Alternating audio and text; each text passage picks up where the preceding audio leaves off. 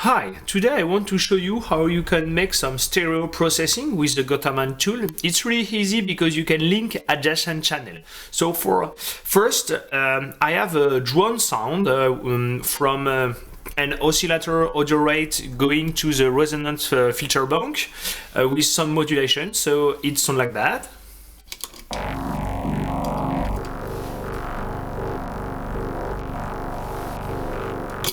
As you can hear, it already have some high stereo information. So let's process it with the Gotharman tool. First things I want to use is a filter. So let's go to channel 1, select filter. Now put the input 1 and input 2 into the input of tool. Let's put the output same. So now go to the input of the channel 1 will be in 1, and we can now link the channel. So go to link, say on. So now everything you're gonna be on the channel 1 or 2 will be passed to the other one, except from some parameter like the input, for example. So you need to go to channel 2 and say the channel 2 input is in 2. Now go to we're gonna use the vowel filter because they make some really big change the spectral, so it will sound really nice with the original sound we choose for this example. So go to channel 1. Here the filter can cut completely, but you can choose from a vowel table and it alters the response of the filter. So let's select the one for now and go to cutoff and resonance. Bring up the resonance for accent the vowel effect.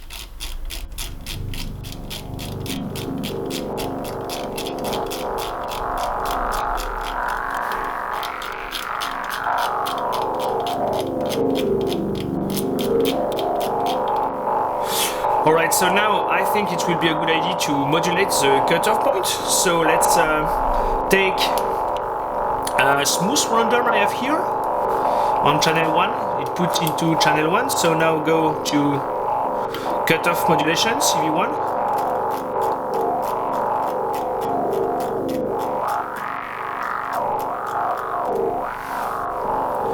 And put another channel of monolithic device, which is slow sine to CV2 for modulate the vowel parameter.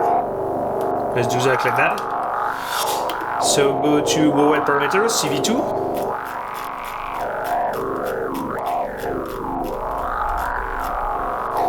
And as you can hear, now we have some stereo filtering, vowel 1. It's so nice, but we can make it even more stereo by now unlink the two channels and slightly change the parameter of one of the two channels. So we're gonna change the parameter of channel 1 because we're already in channel 1. So let's select another starting point in the vowel and slightly another cutoff, slightly another resonance, and another vowel table.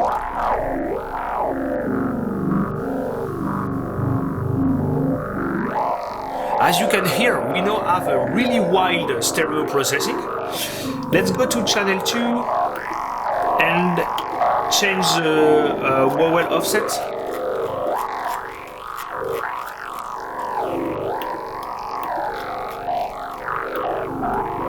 Alright, so now we really have a really wild filtering stereo effect.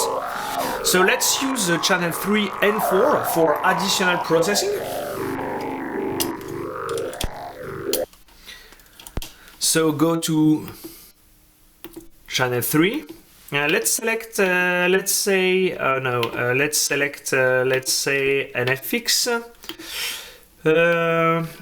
with a complex original sound. We use, let's use a pitch shifter with complex sound like that. It will be imperfect, but that's really nice because it will add some grit and glitchy to the sound.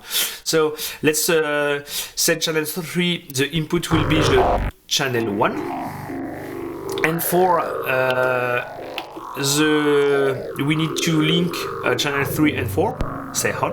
Alright, so now go to channel 4, which is a pitch shifter. Go to channel 2.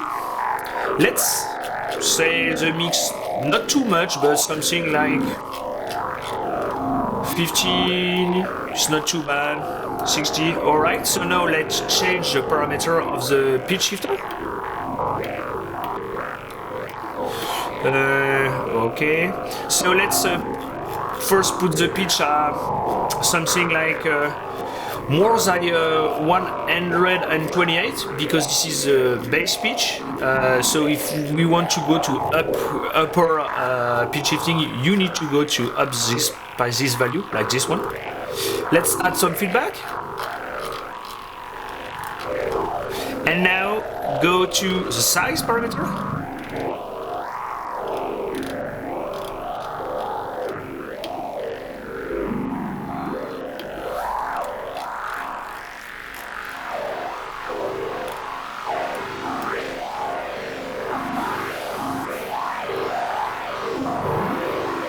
As you can hear, it creates some really interesting effects.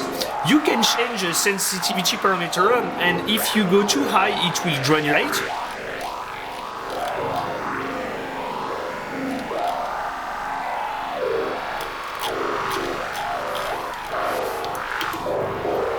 Here is the mix, perhaps slightly more.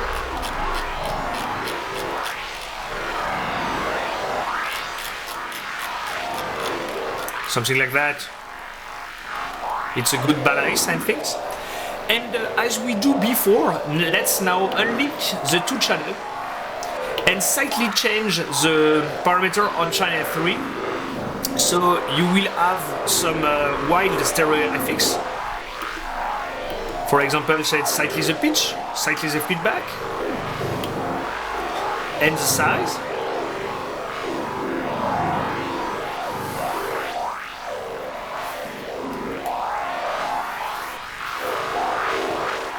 Sound really awesome. So now let's modulate the size parameter, for example, of the channel 3 with the CV3 and something like that. And let's use the gate output of the sequencer to CV the size modulation. Since I've unlinked the two channels, I need to do the same things on channel 4.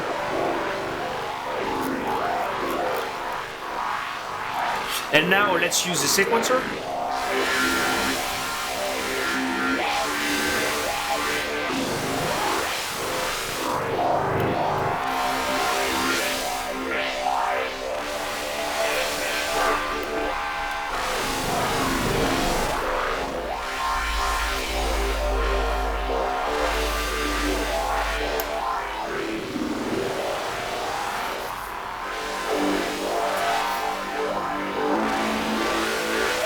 We now have some really interesting effects. So now I think I will do with a song like that is bring back the original unprocessed sound and mix with it. So I'm gonna check the mono output of the resonance filter box and go to my mixer for add the dry signal. So let's hear how it can sound. Let's put it in a filter before.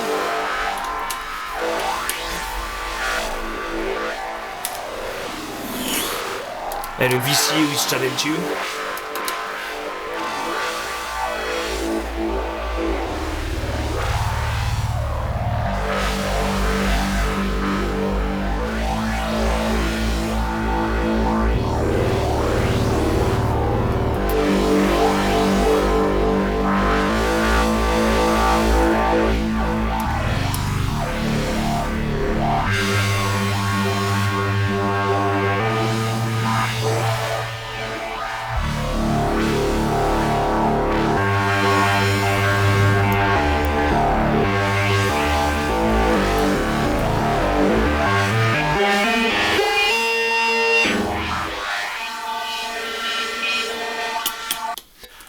Alright, so I hope it will help you to understand how you can do some heavy stereo processing with the Gotharman tool. Bye bye.